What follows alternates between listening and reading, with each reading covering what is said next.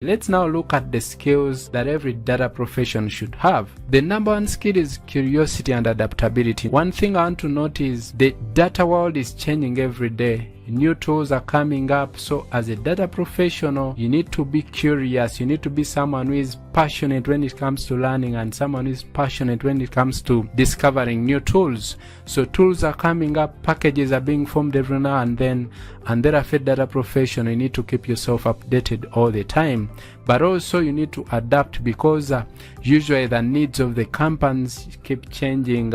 So number two is the business acumen. Every data professional should understand the kind of business environment they work in, and they should be able to adapt as quickly as possible. For example, maybe your previous company was into climate change, now you go to a healthcare company, or you go to a company that is into finance and so on. So you need to understand the kind of business for you to be able to align your results into the strategic direction of the company. So number three, communication and storytelling. As a data professional, remember you deal mostly with non-technical people, so you are the big guy in that field. And also you should note that the company depends on your results, so the growth of the company will depend on whatever that you produce. So you need to communicate well and share a story that others can be able to understand, to apply that into the planning and the development of other initiatives. Data security and ethics, there are data breaches and so on. So as a data professional, you need to understand the do's and don'ts and the best ways to safeguard data. Now when it comes to personal information, there are also other laws that